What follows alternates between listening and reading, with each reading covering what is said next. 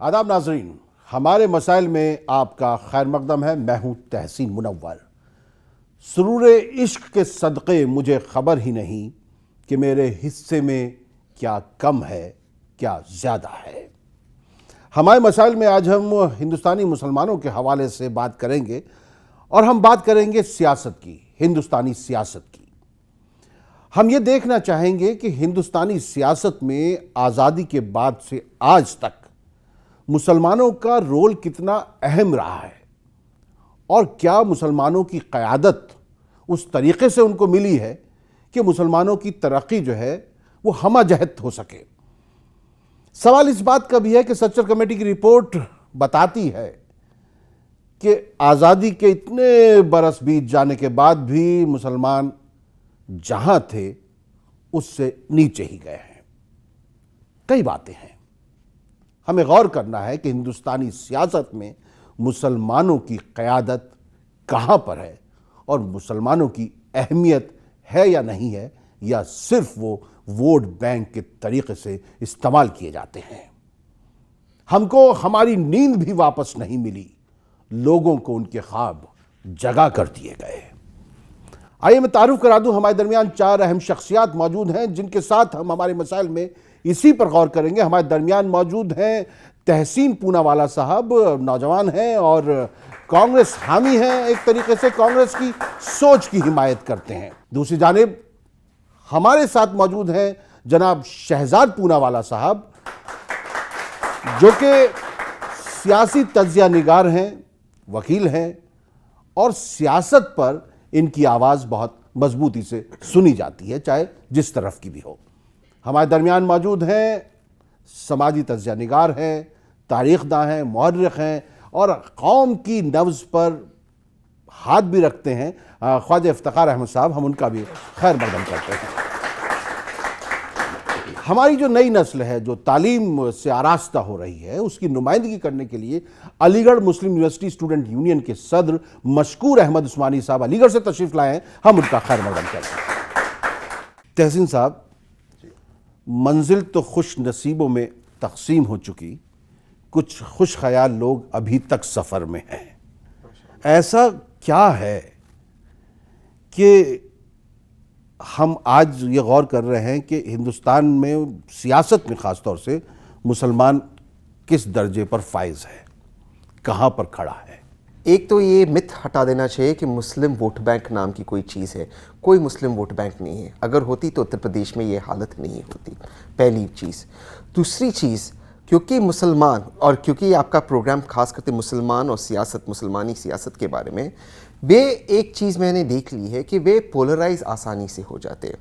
तो जो हमारे आज के वज़ीर आज़म है, जो मौजूदा हुकूमत है, वे जो जुमले देते, जो वे मुद्दे उठा कर आते, हम उन मुद्दों में हम गिर जाते। मुसलमानों के दुश्मन वही है जो हिंदुओं के दुश्मन है। बेरोज़गारी, शिक्षा, नौकरी, हमें इन चीज़ों से लड़ना है, इन चीज़ों के खिलाफ़ लड़ना है। बीमारी, लेकिन हम फंस जाते हैं जिन्ना के मुद्दे में, हम फंस जाते हैं गाय के मुद्दे में। ये अहम मुद्दे हैं, इन पर डिबेट होना चाहिए, इन पर डिस्कशन होना चाहिए। लेकिन जब आप इन मुद्दों पर घिर जाते हो, सियासती फ़ायदा भाजपा को होता है, मैं खुले तौर से कहता हूँ। तो कहीं ना कहीं मुसलमानों को, आप शायद आज के तनाजुर में आज के तनाजुर की बात, लेकिन मैं पूरे आपका सवाल 70 बरस का अगर आप देखिए, उसमें भाजपा हमेशा नहीं रही। बिल्कुल। तो शहजाद साहब, कहाँ से हमसे भूल हुई है, कहाँ हमने जो है कोई ऐसा दामन छोड़ दिया है, या कि हमारे पास कोई लीडरशिप की कमी हो गई है, या जिन पर हमने भरोसा किया वो जो है भरोसे लायक नहीं निकले, या हम वफादार नहीं हैं? भाजपा और आरएसएस को इस इक्वेशन में डालना ही नहीं चाहता, क्योंकि ज़्यादातर वक्त इस मुल्क पर कांग्रेस का राज रहा है और ख़ास करके कांग्रेस में भी गांधी परिवार का राज रहा है। इंडिपेंडेंस से पहले एक ऐसा कांग्रेस पार्टी का हम लोग चेहरा देखते थे कि महात्मा गांधी, सरदार पटेल, लोकमान्य तिलक और तब शायद जिन्ना भी थे, उनके होने के बावजूद भी मौलाना आज़ाद इलेक्शन लड़ सकते थे और तब चुनाव होते थे पार्टी में और अध्यक्ष बनते थे और इतने बड़े बड़े नामों के सामने वो जीत कर आते थे। वो एक वक्त था। और आज वही कांग्रेस पार्टी में ऐसा दौर है कि राहुल गांधी के खिलाफ कोई लड़ नहीं पाता। अगर शहजाद उस शहजादे के खिलाफ आवाज़ उठा दे तो उसको पार्टी से बाहर कर दिया जाता है। तो जो पार्टी के जो पार्टी ने मुसलमानों को ये बोला था कि आप पाकिस्तान इसलिए मत जाइए क्योंकि आपके लिए इस मुल्क में उतनी ही हिस्सेदारी होगी, आज उस पार्टी में ही मुसलमानों के लिए कोई हिस्सेदारी नहीं है, ना वो वहां पे नेतृत्व ले तो सकते हैं। सलमान खुर्शीद हैं, हाँ, मोहसिना किदवाई हैं, बहुत नाम है उसमें। वो नाम से सलमान है पर वो काम से मुसलमान नहीं है। नाम सलमान बट नॉट मुसलमान। जो अहम मुद्दे रहे हैं मुसलमानों के पक्ष से, उसमें सलमान खुर्शीद या मोहसिना किदवाई या अहमद पटेल, ये लोग नेता है इसलिए क्योंकि वो गांधी परिवार के फैमिली रिटेनर है, वो गांधी परिवार के खास है इसलिए वो नेता है। वो इसलिए नेता नहीं है क्योंकि वो मास मुस्लिम लीडर्स। और कांग्रेस पार्टी में किसी भी मुस्लिम लीडरशिप को पैदा होना नामुमकिन है। परिवारवाद जो है, जितना वो किसी आम राम शाम लखन को मारती है और टैलेंट को खत्म करती है, उतना ही खतरनाक वो एक मोहम्मद के लिए है, वो एक ख्वाजा इफ्तिकार के लिए है, क्योंकि वो एक परिवार ही सब कुछ चाहता है। 70 साल में उन्होंने किसी मुसलमान को प्रधानमंत्री नहीं बनाया, सिर्फ अपने आप को प्रधानमंत्री बनाया। मुझे नहीं पता था तहसीन साहब, मैं एक चीज, आज हम दोनों एक अपना नाम ले सकते हैं। मुझे ये नहीं पता था कि क्या मन की बात होगी, मैं तो काम की बात करने आया हूं। मैं तो जन की बात करता हूं, मैं काम की बात करता हूं, काम की बात। लेकिन शहजाद साहब, जो आप परिवारवाद की बात जो कह रहे हैं, वो तो हर पार्टी में आपको नजर आ रही है। मतलब आप मतलब हर जगह आप लीडर जो हैं, चाहे सियासत में जाइए, चाहे आप फिल्म में जाइए, इंडस्ट्री में जाइए, सब बिल्कुल सही है। पर मैं ज्यादा वक्त नहीं लेना चाहता, दो चीजें क्विकली बोल दूं। परिवारवाद हर सेक्शन में है, पर उसको स्टार्ट करने वाली कांग्रेस पार्टी है नेहरू जी के जमाने से। और दूसरी बात, आज आप मुझे बताइए कि आप ये कहेंगे भाजपा का अध्यक्ष पिछले 20 सालों में कौन था और आगे के 20 सालों में कौन रहेगा, किसी को पता नहीं, नाम बदलते रहते हैं। पर Samajwadi party, RJD, Congress party जो मुसलमानों को कहती है ना ये आपकी पार्टी है, उनके कौन अध्यक्ष है? सिर्फ गांधी का बेटा, सिर्फ यादव का बेटा। यहीं तक उनकी नेतृत्व जो है सीमित रह चुकी है। मशकूर साहब, एक तालीम याफ्ता मुसलमान जब मुल्क की सियासत की जानिब देखता है, और आप तो अलीगढ़ मुस्लिम यूनिवर्सिटी स्टूडेंट यूनियन के सदर भी हैं, तो आपको क्या ऐसी कोई उम्मीद दिखाई देती है कि इस सियासत के उफुक में हमारा भी सितारा जो है कभी चमकेगा? एक बात मैं हिंदुस्तान की तमाम आवाम से पूछना चाहूँगा कि क्या 70 सालों में हमारा कोई असली रहनुमा आया? ये सबसे अहम सवाल है। और अगर इस सवाल का अगर हमारे पास जवाब नहीं है, इसका मतलब यह है कि हमारा असल कोई रहनुमा नहीं आया। देखिए, लोग इलेक्ट होकर पार्लियामेंट तक पहुँचे, लोग विधानसभा भी पहुँचे, हर जगह पहुँचे लोग। ऐसा नहीं, अभी भी आप देखिए तो पार्लियामेंट के अंदर 24 मुस्लिम एमपीज़ हैं। इससे पहले अगर आप डेटा देखिएगा तो 50 से ज़्यादा मुस्लिम एमपीज़ रहे हैं, 40 से ज़्यादा मुस्लिम एमपीज़ रहे हैं। और खुद उत्तर प्रदेश की विधानसभा में आप देखिए तो 67 मुस्लिम एमएलएज़ थे। लेकिन क्या हुआ उन 67 मुस्लिम एमएलएज़ का? जिस तरह से समाजवादी पार्टी ने 2012 में जो उनका मैनिफेस्टो था, उन्होंने कहा कि मुस्लिम रिजर्वेशन की बात उन्होंने की कि 18% मुस्लिम रिजर्वेशन देंगे। सवाल इसका नहीं है कि मैं मुस्लिम रिजर्वेशन की डिमांड करता हूं, सवाल इसका है कि आपने जो वादा किया आपने उसको फुलफिल नहीं किया। और अगर आप फुलफिल नहीं कर सकते तो इस तरह से आपको मुसलमानों को गुमराह नहीं करना चाहिए था। 18% रिजर्वेशन की बात क्या उस पार्टी में बैठे 47 एमएलए नहीं उठा सकते थे? 47 लोग थे जो सपा से थे, ठीक है, उसमें आजम खां भी हैं और तमाम लोग हैं उसमें, ठीक है, जो मंत्री पद पे भी रहे, सब लोग हैं उसमें। तो क्या आप वो आवाज़ नहीं उठा सकते थे? क्या आप मुलायम सिंह यादव जी के सामने नहीं जा सकते थे? अखिलेश जी के सामने नहीं जा सकते थे? क्या आप वहाँ पे धरना प्रदर्शन नहीं कर सकते थे कि भाई हमें हमारा अधिकार दो? 18% का आपने वादा किया, जब वादा किया तब की बात है ये। बहरहाल देखिए, या उनको मालूम था कि ये तो मैनिफेस्टो में वादे किए जाते हैं, इस पे यकीन नहीं करना चाहिए? यही चीज़ है कि 70 साल में मुसलमानों के साथ सिर्फ और सिर्फ वादे ही किए गए और कोई अमली जामा नहीं पहनाया गया। सच्चर कमेटी की रिपोर्ट देखिए, बहुत मैं कांग्रेस का शुक्रगुजार हूं कि सच्चर कमेटी की रिपोर्ट जो है वो सामने आई, बाहर हमें मालूम चला। लेकिन एक अहम सवाल भी है, सवाल ये है कि क्या सच्चर कमेटी की रिपोर्ट दिखा के आपने हमारे मुंह पे तमाचा मारा है? तमाचा ही मारना हुआ, क्योंकि आपने ये दिखा दिया कि आपकी हालत जो है SC ST से बदतर है। कांग्रेस ने बहुत सारे प्रोग्राम्स चलाए माइनॉरिटी वेलफेयर के और उससे सुधार आ रहा है धीरे धीरे। लेकिन मैं मौजूदा हुकूमत से भी सवाल करना चाहता हूं कि जिस तरह से आपने स्कॉलरशिप में फंड कट किया है, माइनॉरिटी स्कॉलरशिप में 500 करोड़ से ज्यादा का फंड कट हो गया, यूनिवर्सिटीज को फंड नहीं मिल रहा, क्या माइनॉरिटी इदारा नहीं खुल सकता था देश के अंदर 70 साल के अंदर? संविधान इस बात की इजाजत देता है। मेरा सवाल कांग्रेस, बीजेपी, सपा और आरजेडी से नहीं है, मेरा सवाल मुस्लिम क़यादत से है। जो पार्लियामेंट के अंदर बैठी हुई है, जो असेंबली के अंदर बैठी हुई है, कि आप हमारी आवाज़ क्यों नहीं बनते? क्यों पार्लियामेंट के अंदर एक या दो शख्स ही हमारी आवाज़ उठाता है? ख्वाजा साहब, आपने तीनों को सुना और आप चाहे सियासतदानों को इल्ज़ाम दीजिए, पॉलिटिकल पार्टीज़ को इल्ज़ाम दीजिए, लेकिन कहीं ना कहीं हमसे भी कोई ना कोई ऐसी कोताहियाँ हुई होंगी, या हमने अपनी क़यादत जिनके हवाले की, हम जज्बात में आके उनके साथ चले गए, हम उनके पीछे दौड़ते हुए चले गए। लेकिन 70 बरस में हमको समझ में तो आना चाहिए था ना कि कौन हमारा है, कौन हमारा नहीं है। कहाँ भूल हुई है? हमारा कॉन्स्टिट्यूशन जब बन रहा था तो कॉन्स्टिट्यूंट असेंबली में बड़ी बुनियादी डिबेट्स हुई हैं, और एक कमेटी जिसके चेयरमैन सरदार पटेल थे, और वो डिस्कशन कर रही थी मुसलमानों के हवाले से कि इनको रिजर्वेशन मिलना चाहिए या इनको क्या तहफ़्फ़ुज़ात मिलने चाहिए।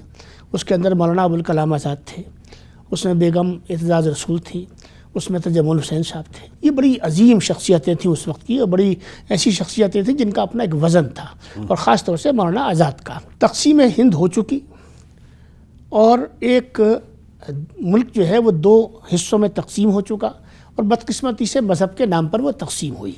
मौलाना अबुल कलाम आज़ाद क्योंकि कसरत में वहदत के उसूल को के अमीन भी थे और अलंबरदार भी थे और उसके मुहाफ़िज़ भी थे, उन्होंने जो मौक़िफ़ इख्तियार किया वो ये था कि हम मुसलमानान हिंद, और ये बात समझने की है, और मैं समझता हूँ कि आपके तवस्सुस से सारे हिंदुस्तान में जाएगी, हम हिंदुस्तान के मुसलमान अपनी अक्सरियत में जी और अपनी कौमी क़यादत में मुकम्मल बिना किसी शर्त के एतमाद का इजहार करते हैं, इस उम्मीद और इस तवक्को के साथ कि हम आपसे रिजर्वेशन नहीं मांगते, बल्कि हम आप पर एतमाद करते हैं, आप पर भरोसा करते हैं कि जो आईन, जो कानून आप इस मुल्क के अंदर बनाएंगे उसके अंदर सबको बराबरी आइनी तौर पर भी दी जाएगी और ज़मीनी तौर पर उसको लाया जाएगा। ये वो बुनियादी नुक्ता है जहाँ से आपकी बहस को आगे बढ़ना चाहिए। अब आइए इसके बाद जो आगे के मराहिल हैं। देखिए, इस मुल्क ने की खूबी है कि इस जमहूरियत में मेरे ख़्याल से कोई तबका ऐसा नहीं बचा जिसको इक़्तिदार का मौका न मिला हो। देखिए, इस मुल्क में 6 मुस्लिम वज़राए आला भी बने, इस मुल्क में मुसलमान प्रेसिडेंट भी बने, वाइस प्रेसिडेंट भी बने, गवर्नर्स भी बने, मेंबर पार्लियामेंट भी बने, यूपीएससी के चेयरमैन भी बने, हर मौका मिलता रहा। जब कम्युनिटी के बारे में मैं बात करूँगा तो मैं ये कहूँगा कि ये शिकायत मुझे अपनी कम्युनिटी के लोगों से है। देखिए, जमातें कोई भी हो, चाहे वो अलिफ ए हो या बी हो, जमात आपके नाम से, आपकी निस्बत से, जिस सेक्शन को आप बिलोंग करते हैं उसको नुमाइंदगी देने के लिए आपको आगे लाती है। हमारी बदकिस्मती और हमारी कमज़ोरी जो है, आमतौर पे हम शिकायत कांग्रेस से और बीजेपी से करते हैं और पार्टियों से करते हैं। मैं अपने अंदर झांकना चाहता हूँ, जिन लोगों को मुख्तलिफ़ जमातों ने मुख्तलिफ़ दौर में तमाम हुकूमतों में मौका दिया, उन्होंने वहाँ जाने के बाद में वो बदकिस्मती से वो ऐसे नेशनलिस्ट हो गए कि वो एक ऐसे कॉम्प्लेक्स के अंदर मुब्तला हो गए, जिसका मतलब ये है कि नेशनलिस्ट मुसलमान वो होता है जो मुसलमान से मिलने में घबराए, मुस्लिम मसले को उठाने में घबराए, और मुस्लिम मसाइल को आगे ले जाकर अपने आइदीन के सामने हमें यहाँ वक्फा लेना पड़ेगा। ये एक हकीकत अभी मैं लौट कर आता हूँ। नाज़रीन, यहाँ वक्त है मुख्तसर वक्फे का। हम ख्वाजा इफ्तिखार अहमद साहब की बात का जवाब चाहेंगे, तहसीन पूनावाला साहब देना चाहेंगे, लेंगे, लेकिन हम आपको ये भी याद दिला दें कि अभी चंद रोज़ कबल जो है मरकज़ी वज़ीर बराए अक़लियती उमूर मुख्तार अब्बास नक़वी ने भी ये कहा है कि मुसलमानों के लिए जो है कुछ और हमें करना चाहिए, हमें करना होगा, तभी जो है उनको हम अपने साथ शामिल कर सकते हैं। तुम्हारे पाँव के नीचे कोई ज़मीन नहीं, कमाल ये है कि फिर भी तुम्हें यकीन नहीं। लौट कर आते हैं इस मुख्तसर वक्फे के बाद।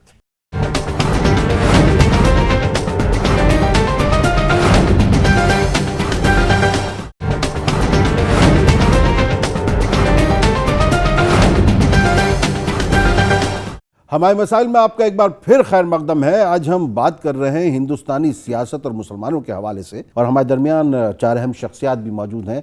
तहसीन भाई, जिन लोगों को चुना गया कि वो शायद अपनी कौम के लिए काम करेंगे, वो लोग नहीं कर पाए। अच्छा, मजबूरी ये है कि जमहूरियत एक तर्ज हुकूमत है कि जिसमें बंदों को गिना करते हैं, तौला नहीं करते। तो ऐसे में आप देखिए, हमारे वोट तो जा रहे हैं, हम वोट भी दे रहे हैं, बहुत अच्छी तरीके से वोट दे रहे हैं, लेकिन काम नहीं हो रहे हैं। मैं इत्तेफाक रखता हूँ उनकी अधिकतर बातों से, लेकिन जो इन्होंने अंत में किया उससे मैं बिल्कुल इत्तेफाक नहीं रखता हूँ। तो हम 2 चीज़ देख लें, और एक होता है एक जज्बाती डिबेट, एक होता है हम आंकड़ों के बेसिस पर डिबेट करें। तो हम दोनों चीज़ के, मैं आपके सामने दोनों चीज़ें रखता हूँ। सबसे पहले जो इन्होंने कहा कि इस देश में चीफ जस्टिस आए, प्रेसिडेंट्स आए, अन्य पोस्ट पर, कॉन्स्टिट्यूशनल पोस्ट पर और अन्य पोस्ट पर मुसलमान आए। तो ये देश के यही ग्रेटनेस है, यही तो मौलाना आज़ाद का सपना था, यही तो इस देश की महानता है। जो एमपीज़ गए पार्लियामेंट, यूपीए 2 के दौरान 50 से अधिक एमपीज़ थे, सबसे अधिक जो एमपीज़ थे यूपीए के दरमियान थे। उसके पहले इंदिरा जी के बाद राजीव जी के समय मुसलमान एमपीज़ थे। मुसलमान टॉपिक इसलिए मुसलमानों की बात करता हूँ। तो उनको टिकट भी तो कांग्रेस नहीं दी। तो जो यहाँ पर बैठे हुए शख्स कांग्रेस की बात करें, मैं कांग्रेस में नहीं जा रहा हूँ प्लीज़, मैं टिकट सबसे अधिक कांग्रेस ने दी। अब डेटा देख लीजिए, मैं डेटा के बिना बात नहीं करता हूँ, तो अब डेटा देख लीजिए। तो उन चीज़ों को देखना चाहिए। अब यह है कि जमहूरियत में होता क्या है, जब आप जमहूरियत में किसी को आप इलेक्ट करते हो तो आपका भी कर्तव्य बनता है कि आप उसे अकाउंटेबिलिटी लो। कौम जिनको भेजती है अपने प्रतिनिधि बनाकर, अपना रिप्रेजेंटेटिव बनाकर, अगर कौम उनसे अकाउंटेबिलिटी नहीं लेती कि आपने कौम के लिए, आपने मुल्क के लिए, आपने संविधान के लिए क्या किया, तो कहीं ना कहीं हमें भी अंदर अपने आप को देखना होगा। ये जमहूरियत में सबका कर्तव्य है, सिर्फ मुसलमानों का नहीं, हिंदुओं का है, दलितों का है, अन्य दलों का है, आदमी का है, औरत का है, थर्ड जेंडर का। ये एक हमारे हिंदुस्तान में ये हमें देखना होगा। दूसरी चीज़ आपको ये देखनी है, आज लीडर ऑफ ऑपोजिशन कौन है राज्यसभा में? गुलाम नबी आज़ाद। क्या वे मुसलमान नहीं? क्या वे काबिल नहीं है? आज NSUI के अध्यक्ष कौन है? फेरोज नाम का एक लड़का जो एक गरीब घर से आता है, मुसलमान है, जम्मू एंड कश्मीर से आता है, लड़ रहा है बेचारा।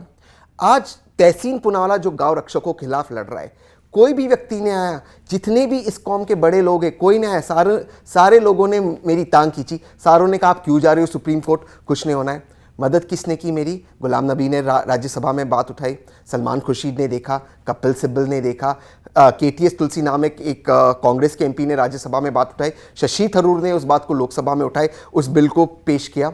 तो आज इस बात को कौन मदद कर रहा है? कांग्रेस के लोग मदद करें, उसके अलावा हिंदू मुसलमान एक होते, गुलाम नबी आज़ाद मुसलमान है। फिर से उस बात पे जा रहा हूँ, आज जो चीज़ हो रही है हमारे मुल्क में, मैं ये नहीं कह रहा हूँ कि सब कुछ सही हो रहा है, लेकिन उसके खिलाफ अगर आवाज़ उठा रही है तो कौन सी पार्टी आवाज़ उठा रही है? और एक बात मैं डेटा के आंकड़ों पर कह दूँ, आप अगर देखें सबसे वेल टू डू मुसलमान किस राज्य से आते, वे है कर्नाटका, आंध्र प्रदेश और तीसरे नंबर पे महाराष्ट्र।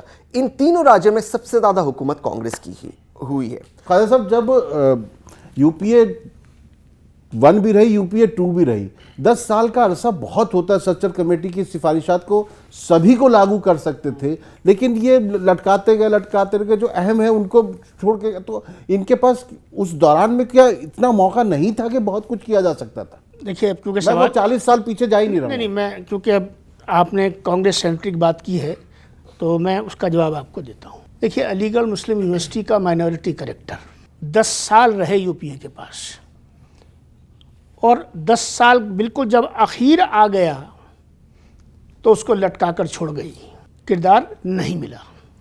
दूसरी चीज़ कि रहमान साहब हमारे वजीर थे अक़लियती उमूर के, वो एक नेशनल वक्फ कॉरपोरेशन बनी, बिल्कुल किनारे पे आकर बनी। वक्फ हिंदुस्तान के मुसलमानों का बुनियादी मसला है। बिल्कुल, मैं इस बात के लिए तो दादे तहसीन देता हूं कांग्रेस को कि इस मुल्क में जितने इदारे उसने बनाए, हकीकत ये सारे इदारे उसी ने बनाए। इदारे बने, मुतालबात भी रहे, लेकिन जो अमल दरामद जिसको कहते हैं, इम्प्लीमेंटेशन जिसको कहते हैं, अमल दरामद के हवाले से कांग्रेस का रिकॉर्ड उतना अच्छा नहीं रहा। नहीं, अकाउंटेबिलिटी जिस है ना? तरह अब तहसीन ने भी बात की, जो कौम है, लोग हैं, हम लोगों ने क्यों नहीं मैं पूछा? वही उसी पे आ रहा हूँ। देखिए, अकाउंटेबिलिटी ऐसा नहीं है कि मुसलमानों ने अपने इलाकों में, अपनी बस्तियों में अपने ज़रिए से ये कोशिश नहीं की कि वो उन पे सवाल उठाएं। मुसलमानों ने जहाँ कुछ मुसलमानों को अपने कंधों में बिठाया, वहाँ कुछ मुसलमानों को ज़मीन बोस भी किया, और इसी बुनियाद पे उन्होंने किया कि वो उनको वो रिज़ल्ट नहीं दे सके जो रिज़ल्ट उनको देना चाहिए था। जहाँ तक आपने इन चीज़ों की बात की है, मैं तो इनको पहले ही से सराहता हूँ, इसमें कोई दो राय नहीं। कांग्रेस जिस वक्त अपोजिशन में होती है तो उस वक्त अपोजिशन की हैसियत से मुसलमानों के हवाले से जो उसका किरदार होता है वो ज़्यादा फ़ाल हो जाता है, और जब उसके हाथ में फ़ैसले होते हैं तो फ़ैसले इतने देर से किए जाते हैं कि वो फ़ैसले होकर भी बेफैसले वाली सूरत हाल पैदा हो जाती है। मशकूर कुछ कह रहे हैं आप? बात कांग्रेस BJP की नहीं है, या बात किसी और पॉलिटिकल पार्टी की नहीं है। बात यह है कि क्या हमने अपना रहनुमा नहीं ढूंढा अभी तक? क्या हमने अपना मतलब एक भी ऐसा लीडर नहीं पैदा किया जो सिर्फ और सिर्फ हमारी बात को रखे, हमारी बात करे? ये देखिए, हर एक पॉलिटिकल पार्टी में रिप्रेजेंटेशन अच्छा है, कांग्रेस में भी काफ़ी अच्छा है, और कांग्रेस ने वाकई लोगों को टिकट्स भी दिए, लोग जीत के भी आए, मंत्री भी रहे, इस देश के राष्ट्रपति भी बने, सारी बातें सही हैं। लेकिन वो हमारे लीडर नहीं हुए, कांग्रेस के लीडर हुए। वो मुसलमानों के लीडर नहीं बन पाए। सबसे अहम बात यह है, हमें चाहिए हमारा लीडर। शहजाद भाई, तुम इतना जो मुस्कुरा रहे हो, क्या गम है जिसको छुपा रहे हो? मैं कहता हूं कि क्यों इस डिबेट को राजनीतिक डिबेट ना बनाई जाए। आप कहते हो छाती ठोक ठोक के कि हमने राष्ट्रपति बनाया, हमने सांसद दिए। अरे भाई, हमको राष्ट्रपति मुसलमान हो, सांसद मुसलमान हो, उससे क्या लेना देना? आप हमको बताओ, आज भी ओखला और जामिया की क्या हालत है? कितनी गंदगी है वहाँ पे, पानी नहीं मिलता, सड़क की हालत क्या है, कैसे सब जगह से रह रहे हैं। ये मेरे भाई ओखला में रहते हैं। हम लोग नहीं है। नहीं, मैं आपको उस पर भी आता हूँ। हमसे पूछ के वहाँ के सांसद का टिकट सोनिया गांधी तय नहीं करती। सोनिया गांधी, जो मुसलमान उसके लिए बहुत कन्वीनियंट है, उसको टिकट दे दिया जाता है। जिस दिन वो ख्वाजा साहब और मुझे पूछ के दे तो बहुत अच्छी हालत हो जाए जामिया और ओखला की, आप यकीन मानिए। पर वो हमको पूछ के नहीं देंगे, वो देंगे उनको जो उनके परिवार के करीब है। दूसरी बात कि आज जो कांग्रेस मुसलमानों का रिप्रेजेंटेशन पार्लियामेंट में हो सकता था, असेंबली में हो सकता था, वो इसलिए नहीं हुआ क्योंकि सच्चर कमेटी रिपोर्ट भी बताती है कि ज्यादातर इलाके जहां पे मुसलमान आबादी ज्यादा है वहां पे रिजर्वेशन करके रखी हुई है। इस चीज को चली गई है। आपको ये भी पता है कि कई सारे हमारे दलित तबके के साथियों ने धर्म बदल के वो मुसलमान बने। क्या उन गरीब दलित मुसलमानों को रिजर्वेशन मिलने के खिलाफ जो एक ऑर्डर 350, प्रेसिडेंशियल ऑर्डर 350 है, वो कितने सालों से लागू है और वो किसने लागू किया? और वो उसकी वजह से उस गरीब व्यक्ति को आज भी रिजर्वेशन का बेनिफिट नहीं मिलता। और चौथी बात, जो बात आपने कही कि हमको, बिल्कुल मैं हर एक देखने वाले मुसलमान से कहना चाहता हूं, भारत के मुसलमान से, कि भाई आप इस गलत फहमी से पहले बाहर आ जाइए कि भारत मुल्क इसलिए सेक्युलर है क्योंकि आपने सेक्युलरिज्म की जो है पूरी जो है जिम्मेदारी अपने कंधों पे उठा के रखी है। यह मुल्क इसलिए सेक्युलर है क्योंकि यहाँ का हिंदू, मुस्लिम, सिख, ईसाई हर बाशिंदा उतना ही सेक्युलर है जितना कि तुम हो। तुम कोई खास सेक्युलरिज्म का बोझा उठा के नहीं चल रहे। एक सवाल ले लेते हैं। आप अगर मुसलमान की हैसियत से इश्यूज को टैकल ना करते हुए एक आम भारतीय की तरह करोगे तो आपको वो हिंदू का भी समर्थन मिलेगा, सिख का भी मिलेगा, ईसाई का भी मिलेगा, और फिर आपको कांग्रेस की एड़ियों की नहीं बल्कि आप खुद के समर्थन पे आप इस देश के प्रधानमंत्री बन। मुस्लिम क़यादत की कमी के लिए ख़ास जिम्मेदार आप लोग किसको मानते हैं? देखिए, मुस्लिम लीडरशिप क्यों निकलते नहीं आई, आपको इस चीज़ पर हमें गहराई से जानना चाहिए। इस छोटे से डिबेट में उसकी पूरी गहराई में हम नहीं जा पाएंगे, लेकिन इस वक्त की ज़रूरत यही है कि मुसलमान जो लीडरशिप है वो उभरते आए और वह कौम की भी बात करे और देश की बात करे, संविधान की बात करे। जब हम बात करते हैं कि रिजर्वेशन की, या कोई पार्टी ये जुमला देती कि हम रिजर्वेशन देंगे, संविधान के खिलाफ है, वो हो नहीं सकता। आप उन चीज़ों में कौम को मिसगाइड ना करें, लेकिन कौम का भी एक कर्तव्य है कि मिसगाइड ना हो। जैसे मेरे काबिल भाई यहाँ पर ताली ले लेते हैं, लेकिन ये नहीं बताते सांसद कौन चुनता है। सोनिया जी, क्या सांसद का काम है साफ सफाई रखना या काउंसिलर का काम है? और जो काउंसिलर आप लोग चुन के लाते उससे सवाल क्यों नहीं पूछते? वो नहीं करते। लेकिन बिल्कुल है कांग्रेस के, लेकिन आपको क्योंकि गाली सोनिया गांधी को देनी है, आपको क्योंकि राहुल गांधी को अटैक करना है, आपने एक इजी कन्वीनियंट रास्ता निकाल दिया क्योंकि आपको तालियों बटोरना है। आप गहराई तक नहीं जाते, और यही मुसलमानों की एक ड्रॉबैक है कि हम किसी भी मसले के गहराई में नहीं जाते। हमको सिर्फ हमें सिर्फ तालियों से मतलब है, हमें सिर्फ किस तरह से अपोज करना है उस चीज के अंदर हम बट कर रह गए। हम गहराई में जाकर सोल्यूशन क्या है वो हम नहीं निकालना। ख्वाजा साहब, इस मुल्क के मुसलमानों ने कभी भी मौलाना अबुल कलाम आज़ाद साहब के बाद कोई मुस्लिम लीडरशिप की तरफ जाने की सोची भी नहीं। उसके बाद जब कांग्रेस से उनका दिल खट्टा हुआ तो उन्होंने ऐसे लीडरों को अपना कायद माना जो गैर मुस्लिम थे, लेकिन वो उनके हक की बात करते थे। चाहे लालू प्रसाद यादव रहे हों, उनको अपना लीडर माना। मुलायम सिंह यादव को इस तरीके से अपना लीडर माना कि उनके मुखालफिन जो हैं वो उनको मौलाना मुलायम सिंह यादव कहने लगे। उन्होंने बहन जी मायावती को अपना लीडर माना। जहाँ जहाँ भी उनको नज़र आया, चाहे ममता बनर्जी नजर आई हो, चाहे लेफ्ट रहा हो एक ज़माने, तो उन्होंने उनको अपना लीडर माना। तो क्या मुसलमानों के को सिर्फ वोट बैंक की तरह इस्तेमाल किया इन लोगों ने? देखिए, जहाँ तक खालिस मुस्लिम लीडरशिप की बात है, हिंदुस्तान के मुसलमान को ये समझना होगा कि अगर आप मुस्लिम ही की बात करेंगे, बिल्कुल, तो फिर कोई हिंदू की बात करेगा। और इस मिजाज से जब ये हम चलेंगे तो फिर ये मुल्क जो है, इसमें वो माहौल नहीं बन सकता जिसके अंदर सब लोग अपनी हिस्सेदारी हासिल कर सकें। हम मुस्लिम सियासत की बात को समझने की कोशिश करते हैं तो हमें एक सेंसिटिविटी और एक हसासियत का जो इसमें पहलू है उसको समझना चाहिए। देखिए, मुल्क तकसीम हुआ है और तक़सीम के जो ज़ख्म हैं वो अभी भी बाकी हैं। जब हम मुस्लिम क़यादत, मुस्लिम सियासत, मुस्लिम जमात की बात करते हैं तो कहीं ना कहीं वो तक़सीम हिंद से पहले के हालात की तरफ हमारी नफ्सियात को लेकर जाती है, और अक्सरियत के अंदर, हमारी मेजॉरिटी के अंदर ये एहसास पैदा होता है कि कहीं हम उस रास्ते की तरफ तो नहीं जा रहे।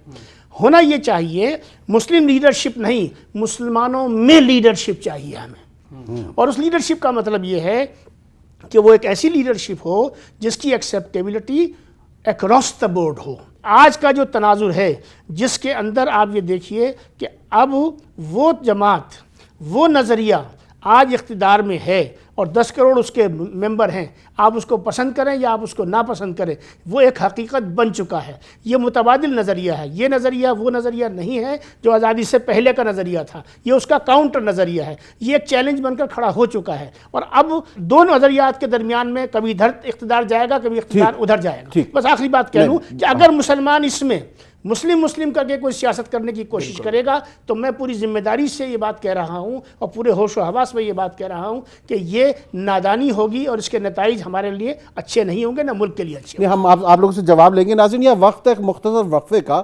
हम ये गौर करेंगे कि देखिए, चाहे नज़रिया ये रहा हो चाहे नज़रिया वो रहा हो, लेकिन हमें तो दोनों से फ़ायदा नहीं मिला है। तो हम जो है क्या करें ऐसी सूरत हाल में, हमको इस पर ज़रूर गौर करना होगा। अब तो खुद अपनी ज़रूरत भी नहीं है हमको, वो भी दिन थे कि कभी तेरी ज़रूरत हम थे। लौट कर आते हैं इस मुख्तसर वक्फे के बाद।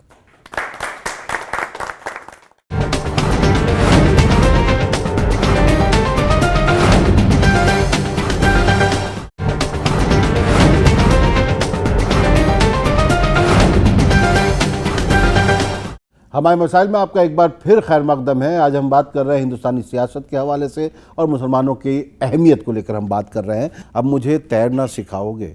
अब तो सर से गुजर गया पानी, अब क्या करें तहसील साहब? मैंने शुरुआत में मेरे वाक्य में ये कहा था कि हिंदुस्तान के हिंदुओं और मुसलमान के युवाओं का एक ही दुश्मन है, वो है बेरोज़गारी, वे बीमारी, वे है लैक ऑफ अपॉर्चुनिटीज। हम उस पर बात क्यों नहीं करते? हम मुस्लिम आइडेंटिटी की बात क्यों करते? मैं आपको बता रहा हूं, मैं बात करता हूं, मैं आपको बताता हूं। आज मैं आपको बता रहा हूं, मैं आ रहा हूं, एक सेकंड, मेरी बात खत्म होने दो। जो आप कहते हो कि मुसलमानों को 70 साल में ये नहीं हुआ, वो नहीं हुआ, मैं सारी बात आपकी मानता हूं। ये जमहूरियत है, आपका अधिकार है सवाल पूछना, आपका अधिकार उनको चेंज करना, जैसे साहब ने बताया, बिल्कुल चेंज कीजिए। लेकिन आज तो सवाल पूछिए कि आप मुसलमानों को टिकट भी नहीं दे रहे हो, आप डिलिबरेटली मुसलमानों को रिप्रेजेंटेशन नहीं दे रहे हो। और जहां पर मुसलमान जमहूरियत में ताकतवर है अपने रिप्रेजेंटेटिव को चुनकर लाने की, वहां हैदराबाद के एक आदमी को आप भेज देते हो। उनके साथ आपकी सियासत ऐसी चल रही है कि वो जाकर वहां पे कैंडिडेट्स फाइल कर देता महज और महज धर्म के नाम पे, ताकि वोट डिवाइड हो जाए, ताकि मुसलमान चुनकर आए। इस पे बारे में आप क्यों बात नहीं करते? गुजरात में जनेऊ भी तो दिखाया जाता है। यही तो हमारे इस देश की परंपरा है, यही तो इस देश की महानता है कि मैं मंदिर भी जा सकता हूं, मैं मस्जिद में भी जा सकता हूं, मैं दरगाह में भी जा सकता हूं। आप ये सवाल हमारे वजीर आजम से क्यों नहीं पूछते तहसीन साहब कि गुजरात के चुनाव के पहले जापान के प्रधानमंत्री, जापान के वजीर आजम शिंजो आबे को वो क्यों ले गए दरगाह में? क्या वे मुसलमानों को अपील करना चाहते थे? देखिए, इन चीजों में कोई मंदिर गया, मस्जिद गया, इन चीजों में कोई बात नहीं है। क्या उससे अगर आपका पेट बढ़ता है, उससे आपको नौकरी मिलती है, उससे आपको सुरक्षा मिलती है तो जरूर कीजिए, लेकिन आपको उन चीजों से सुरक्षा नहीं मिलती है। आपको सिर्फ भटकार है क्योंकि ना आपको 15 लाख का हिसाब देना चाहते, ना 2 करोड़ नौकरी का हिसाब देना चाहते, और ना वो आपको ये देना चाहते कि नोटबंदी करने के बाद आपको मिला क्या है। आपको लाइन में खड़े रखे और इनके अरबपति दोस्तों ने पैसा लेकर चले गए। हम मुसलमानों ने कभी आपसे पूछा कि राष्ट्रपति मुसलमान बनाओ? इसमें से किसी ने नहीं पूछा। हम पूछ रहे हैं कि 70 साल में आज मुसलमानों की आबादी 15% से ज़्यादा है और IAS UPSC सिविल सर्विसेज में भागीदारी 2% तक है, पुलिस में 3.5% तक है। मैं सिर्फ पूछ रहा हूं भारतीय होने के नाते कि जिस कौम की वकालत आप करते हो, बोलते मैंने मुस्लिम राष्ट्रपति बनाया, भाई मुसलमान कह रहा है कि मुस्लिम अफसर आर्मी के बना दो, मुस्लिम पुलिस अफसर बना दो, तो वो बनाने को तैयार नहीं। मुस्लिम राष्ट्रपति बनाना है क्योंकि मुसलमानों का वोट चाहिए। ये देख के पतंगे भी हैरान हो गई, अब तो छतें भी हिंदू मुसलमान हो गई। एक को हिंदू सियासत करनी है, एक को मुसलमान सियासत करनी है। इस पे हम राहुल गांधी को पता नहीं कौन सी सियासत करनी, कभी जनेऊ गुजरात में और कर्नाटका में मौलाना के साथ खड़े हो जाते हैं। तो वो भी तय कर ले कि वो कौन सी पतंग पे खड़े हैं। फिर से आगे मजकूर कुछ कहना फिर से चाह आगे रहे एक बात शहजाद भाई ने कही कि मुस्लिम राष्ट्रपति, मैं ये कहना चाहता हूं कि एपीजे अब्दुल कलाम साहब को किसने राष्ट्रपति बनाया? देखिए बात कांग्रेस और बीजेपी की नहीं है, नहीं उसको इसलिए बनाया गया शहजाद भाई क्योंकि देखिए, मैं देखिए मेरा एक सिंगल पॉइंट है, मुसलमान नहीं मेरा एक सिंगल पॉइंट है कि बीजेपी और आरएसएस की बात ही नहीं है, या कांग्रेस सपा और बसपा की बात ही नहीं है। आप प्रेसिडेंट अब्दुल कलाम को मुसलमान की हैसियत से देखते हैं? मैं ये कहा कह रहा हूं मुसलमान की हैसियत से देख रहा हूं। उन्होंने तो हमारा पोखरान को टेस्ट करवाया। नहीं मैं न्यूक्लियर पावर दिया हमारे देश को। इसको कौन डिनाई कर रहा है? नहीं तो क्या आपने फखरुद्दीन अहमद को क्यों बना दिया? मौलाना अबुल आपने सलमान खुर्शीद को मंत्री क्यों बनाया? मौलाना अबुल कलाम आजाद को आप मुसलमान की हैसियत से देख रहे हैं क्या? उन्होंने इतने आईआईटीज दिए, एम्स दिए, कैसी बात कर रहे हैं? वही कह रहा हूं, वो दौर अलग था, वो महात्मा गांधी का दौर था, ये राहुल गांधी का दौर है। देखिए राहुल गांधी और सोनिया गांधी कलाम आगे आए। मैं यही तो कहना चाहता हूं, हम तो ये देखना चाहते हैं पॉलिसीज क्या बन रही है जिससे हम आगे बढ़ सकें। पॉलिसीज ऐसी हो, कोई भी XYZ आ जाए, हम इससे नीचे जा नहीं सकते है कि इंडियन नेशनल कांग्रेस का अध्यक्ष कौन बन रहा है। बिल्कुल राहुल गांधी बन रहे हैं, तहसीन पुलावाला बन रहे हैं, या शहजाद पूनावाला बन रहे हैं। हाँ। आपको अपनी अध्यक्षता मुबारक हो, अगर आपको अध्यक्ष बनना है, आपको बना रही है तो। मुझे इस बात से बहस नहीं है, मुझे इस बात से बहस है कि मुसलमानों को हिस्सेदारी क्यों नहीं मिली। अगर कांग्रेस के अंदर एक सेकंड, वो जवाब है उसका। एक सेकंड सुनिए, क्योंकि वो वो प्रधानमंत्री बनेगा, सुनिए, और वो आपको अपने हक से हवाला देगा। बात तो कंप्लीट करने दीजिए। मैं कह रहा हूं बीजेपी के अंदर माइनॉरिटी मिनिस्ट्री का डिपार्टमेंट नकवी साहब को दिया जाता है। नकवी साहब कहते हैं कि हमें और प्रोग्राम्स चाहिए ताकि भरोसा जी सके। मैं कह रहा हूं नकवी साहब आपसे और मोदी जी आपसे ये सवाल कर रहा हूं कि क्या आप मॉब लिंचिंग के नाम पे भरोसा लेंगे? वोट देंगे कांग्रेस कैसे को, लेंगे? वहां की बात मत करो, पर मोदी को सवाल ये कौन कह रहा है कि कांग्रेस नकवी को सवाल आपको अधिकार, आपने वोट नहीं भी दिया। अरे सरकार अगर कल राहुल गांधी प्रधानमंत्री जमहूरियत में आपको अधिकार है, आपने वोट दिया ही नहीं दिया, आप सवाल पूछ सकते हैं मौजूदा हुकूमत से। आप ये नहीं कह सकते आप हुकूमत से सवाल पूछें। सवाल कांग्रेस से भी होना चाहिए, बीजेपी से भी होना चाहिए, बीएसपी से भी होना चाहिए। चलिए एक सवाल। मेरा सवाल तहसीन भाई से है। सर अभी कुछ टाइम पहले प्रणोदास संघ कार्यालय गए, सारे कांग्रेसी इतना दुखी थे, क्या इतने दुखी जब मणिशंकर अय्यर पाकिस्तान गए थे, कुछ कांग्रेसी कश्मीर में सेपरेटिस्ट से मिल रहे थे, क्या इतने दुखी आप लोग थे क्या? प्रणब दा जब गए आरएसएस कोई दुखी नहीं था, और मैं बहुत खुश हुआ प्रणब दा वहाँ गए। और मैं इसका जवाब संक्षेप में दे देता हूँ, क्योंकि प्रणब दा ने जाकर वहाँ पर उनको सिखाया कि संविधान के दायरे में कैसे आए, क्योंकि ये एक संगठन है जिसने, हाँ ये सीखने वाले नहीं है, ये झूठ बोलने वाले लोग हैं जिन्होंने वल्लभ भाई पटेल, जिनको आजकल उन्होंने अपना आइकन बनाया, उनको भी झूठ बोला कि हम संविधान के दायरे में आएंगे, राजनीति छोड़ देंगे और अपना पॉलिटिक्स शुरू करेंगे। आप ये सवाल जरूर पूछिए कि मोहन भागवत को ये कौन सा अधिकार है कि वजीर आजम जाते हैं उनके सामने झुकते और वजीर आजम अपनी सरकार की रिपोर्ट उनको देते। मोहन भागवत को एयर टाइम क्यों मिलता है, जमीनें क्यों मिलती है आरएसएस को? आरएसएस का संवैधानिक कॉन्स्टिट्यूशन क्या है? आरएसएस का कोई बैंक अकाउंट आज तक ऑडिट हुआ है? आरएसएस को और आरएसएस जो संघ परिवार है, इनके पास हथियार कहां से आते, ये पूछना जरूरी है। लेकिन मैं उस पे एक लास्ट लाइन कह दूं। आपका दूसरा सवाल था मणिशंकर अय्यर, जब उन्होंने वजीर आजम पर टिप्पणी की, सबसे पहला ट्वीट करने वाला मैं था कि इस पर एक्शन होगा, कांग्रेस एक्शन लेगी, और कांग्रेस ने एक्शन लिया।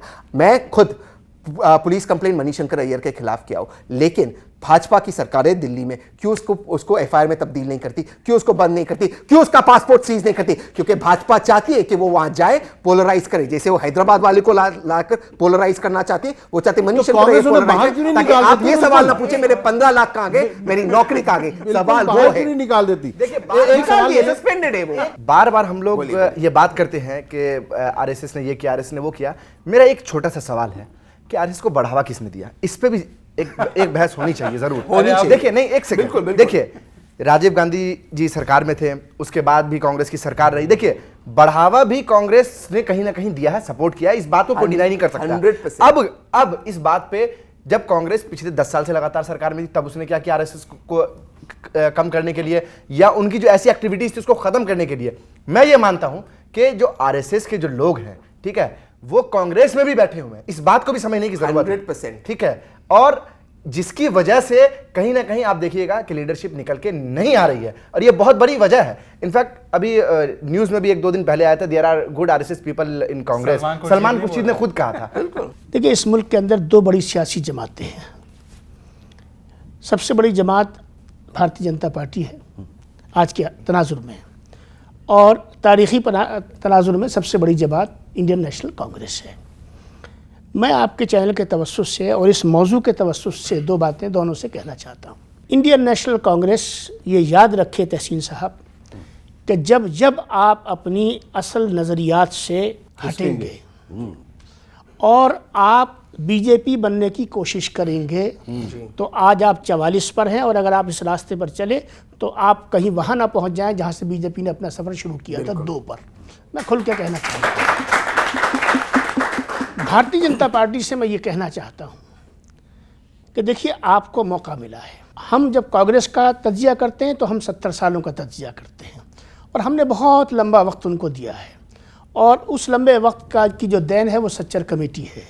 इसका ये मतलब नहीं है कि कोई क्लीन चिट बीजेपी को दी जा रही है, लेकिन मैं ये तवक्को बीजेपी से रखना चाहता हूँ, हिंदुस्तान रखना चाहता है, हिंदुस्तान का मुसलमान रखना चाहता है कि भाई आप जो ज़ुबान से कह रहे हैं आप उस पर अमल नहीं कर रहे।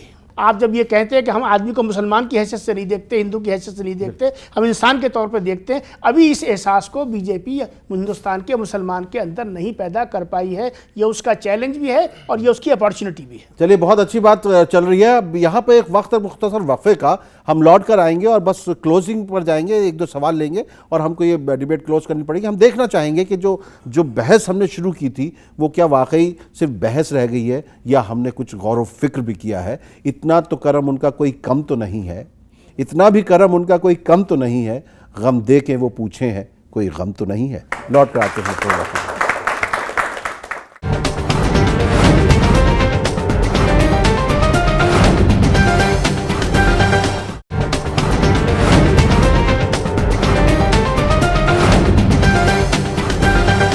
हमारे मसाइल में आपका एक बार फिर खैर मकदम है। आज हम बात कर रहे हैं हिंदुस्तानी सियासत और मुसलमानों के हवाले से। हमारे दरमियान 4 अहम शख्सियात मौजूद हैं। एक बच्ची कोई सवाल पूछना चाहती है।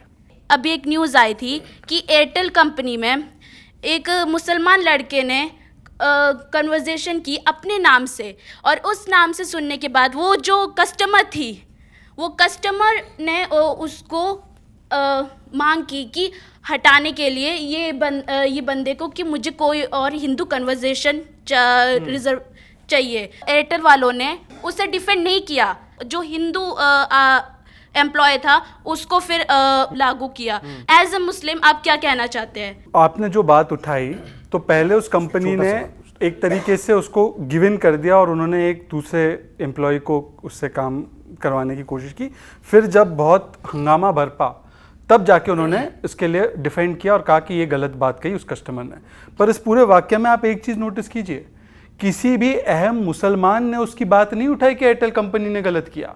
सबसे बड़े बड़े हिंदू जो है उन्होंने, स्वरा भास्कर से लेकर बड़े बड़े एक्टरों ने और बाकी के बड़े बड़े लोगों ने कहा कि एयरटेल कंपनी अगर तुमने इसके लिए स्टैंड नहीं लिया तो हम आपका बॉयकॉट कर देंगे। तो मैं वही कह रहा हूं कि मुसलमानों को एक कहां से गलतफहमी आ गई है कि वो पूरा सेकुलरिज्म का टोकरा उठा के चल रहे हैं। भाई आपके साथ, आपके कंधे से कंधा मिला के सारे लोग खड़े हैं। आप उस नेगेटिविटी में मत रहिए। और उस नेगेटिविटी में मत रहने का एक और उदाहरण है, बुरहान वानी और याकूब मेमन के लिए रात को अपना कोर्ट खुलता है तो ये लोग ताली बजाते हैं, और बजाएं, अच्छी बात है। अपने ओवैसी साहब भी जाते हैं ताली बजाने। पर भाई वहां पे औरंगजेब शहीद हुआ, हमारे भारत माता का सपूत, उसके लिए एक वो ओवैसी कभी नहीं जाता। ये उतना ही मुझे दिक्कत है जितना वो पूजा लड़की से। सवाल ये है सर कि जिस समय हमारा भारत आज़ाद हुआ था उस समय हमारे पास 2 चेहरे थे, एक तो जिन्ना साहब का था, एक जवाहरलाल नेहरू का था। अगर कांग्रेस में कुछ बलिदान देने की कैपेसिटी होती तो आज हमारा मुल्क जो है वो मुल्क का पार्टीशन नहीं हुआ रहा था। गलत सवाल है। जिन्ना इस लायक थे कि इस सेकुलर मुल्क के, इतने बड़े मुल्क के वजीर आजम बनाया जाता उनको? नहीं, जो आदमी मुल्क को बांटने की सोच रहा हो, उस आदमी को यहाँ का वजीर आजम कैसे बनाया जा सकता था? मैं खुद इसकी मुखालफत करता हूं। आप ये हाइपोथेटिकल डिबेट को हम बाद में, सबसे पहले मैं हमेशा जहां पे एक स्पीच देता हूं मैं कहता हूं एएमयू यूनिवर्सिटी है, जेएनयू यूनिवर्सिटी है, और एक है आरएसएस की व्हाट्सएप यूनिवर्सिटी। और इस व्हाट्सएप यूनिवर्सिटी में इतनी गंद और इतनी झूठी इतिहास फैलाई जाती कि मेरे भाई गलत सवाल पूछते हैं। प्लीज आप रोको। सभी की है, सभी व्हाट्सएप यूनिवर्सिटी पे बहुत मैं जवाब में प्लीज आप रुकिए। सबसे पहली बात आप लोगों को क्लैरिफाई कर दूं, कभी भी जिन्ना वजीर आजम बनने के पक्ष में नहीं थे, वे रेस में थे ही नहीं। वे तो पाकिस्तान जाते कैदे आजम बने, वो तो अपने आप को महात्मा गांधी के राइवल समझते थे। वहां का सबसे पहला वजीर आजम लियाकत अली खान बने। तो पहले आप उस चीज को देख लीजिए, जिन्ना कभी वजीर आजम बने नहीं। दूसरी चीज, सबसे पहले दो मुल्क की बात सावरकर ने हिंदू महासभा में की 1930s के अंदर। उसके बाद ये बात जिन्ना ने की 1940s के अंदर। उसके बाद ये बात सरदार पटेल ने की। आखिर में नेहरू और गांधी ने इस बात को कंसीड किया। इस चीज को आप इतिहास में पढ़िए, कभी भी नेहरू और पटेल ने दो मुल्क की बात की नहीं। तीसरी बात, मैं एक लास्ट लाइन कह दूं, ये जो एक आखिरी व्हाट्सएप यूनिवर्सिटी में वजीर आजम ने भी इसकी बात की पार्लियामेंट के अंदर और गलत की कि पटेल वजीर आजम बनते, ये भी एक झूठ और भ्रम फैलाया जाता। कांग्रेस में आप कहीं पर भी मुझे रिकॉर्ड बना के दीजिए कि कांग्रेस के जो स्टेट यूनिट्स है उनको ये अधिकार है कांग्रेस के प्रेसिडेंट चुनना और कांग्रेस का वजीर आजम चुनना। ना ऐसी कोई वोटिंग हुई थी, 13 में से 15 लोगों ने कभी पटेल को वोट नहीं किया, ना उसका कोई ऐतिहासिक रिकॉर्ड है। जो हुए थे खुद Patel on the floor of the house का है, ये इस देश के वजीर आजम है नेहरू, वे मेरे लीडर है और महात्मा गांधी के बाद सबसे पॉपुलर लीडर है। हम हमेशा तारीख की तरफ चले जाते हैं, हम इस तारीख की थकान से बाहर निकलना चाहते हैं। मुझे बताइए कि हमारे लिए क्या रास्ता है? देखिए, जो हमारा सेकुलर पॉलिटिकल स्ट्रक्चर है उसने हिंदुस्तान के मुसलमान को इस जेब के अंदर डाल रखा है और वो ये कहता है निजी अपनी महफिलों में कि ये कहाँ जाएगा। ये वो बुनियादी नुक्ता है जिस पर हमारा 70 साल से इस्तेसाल किया जा रहा है। हिंदुस्तान का मुसलमान और उसका जो दानिश्वर है, जो अहले इल्म तबका है, वो कब आज़ादाना तौर पर हालात का तज़िया करना सीखेगा, कब वो सबके साथ डायलॉग करना सीखेगा, कब वो मुतबादिल ईमानदारी से रास्ते तलाश करने की कोशिश करेगा। हर बार इलेक्शन आता है, मुसलमान इस्तेमाल हो जाता है और उसके बाद फिर आप ताली बजाते रह जाते हैं या हाथ मलते रह जाते हैं। आज भी सूरत हाल यही है।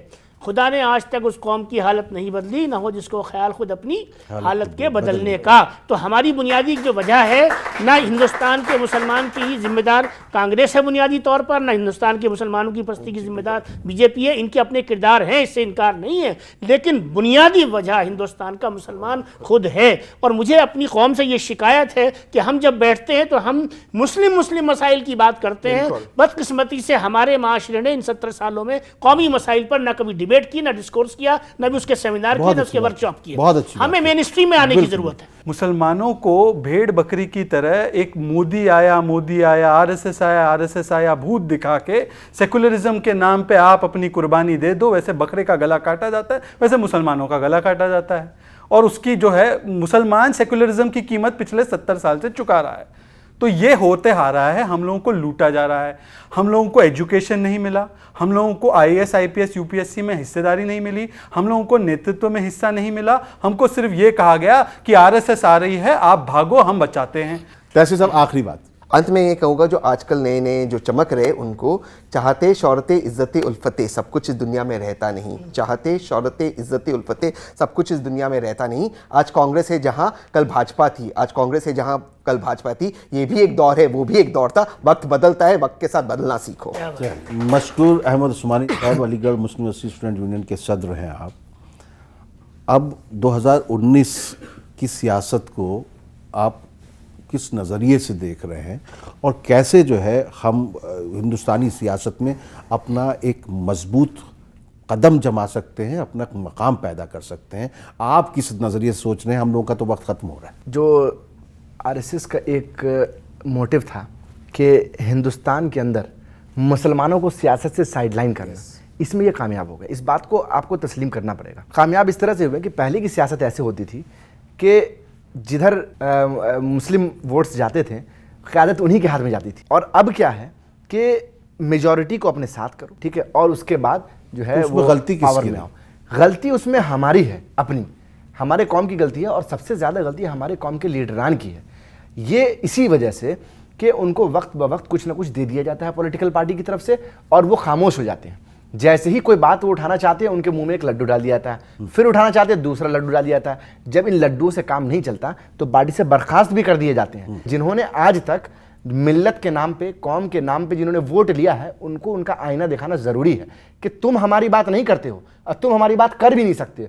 आज तक तुमने हमारी बात नहीं किया, इसीलिए उनको एग्जिट गेट दिखाना जरूरी है और नौजवानों को आना जरूरी है। जो आईना कांग्रेस ने 2006-7 में दिखाया था सच्चर कमेटी की रिपोर्ट के फॉर्म में, वो अभी तक इंप्लीमेंट करवा लिया होता। ये इंप्लीमेंट ना करवाने का सीधा सीधा ठीकरा मैं कांग्रेस पे नहीं फोड़ना चाहूंगा, उन तमाम मुस्लिम लीडरान पे फोड़ना चाहूंगा जो पिछले 8-10 साल के अंदर हिंदुस्तान की क्यादत में चाहे एमएलए के रूप में रहे हो, चाहे मंत्री के रूप में, चाहे किसी भी इसमें रहे हो, उनके ऊपर ये ठीकरा फूटता है। इसीलिए उनको अब हिंदुस्तान की सियासत से एग्जिट होना चाहिए। चलिए, बहुत अच्छी बात। अगर हम गुज़िश्ता तमाम अपने ये बरसों को देखें तो मुसलमान नाकाम नहीं हुआ है बल्कि क़यादत नाकाम हुई है। मुल्क नाकाम नहीं हुआ है बल्कि कायद नाकाम हुए हैं। हमारी जो क़यादतें हैं उन्होंने हमें नाकाम किया है। हमारे अंदर हौसला, वलवला, जुनून, जोश सब कुछ मौजूद है। हम इस मुल्क के लिए अपनी जानों के नजराने कुर्बान कर देना चाहते हैं। हम इस मुल्क के लिए सब कुछ करना चाहते हैं। हमें मौका मिले, हम सिर्फ ये चाहते हैं।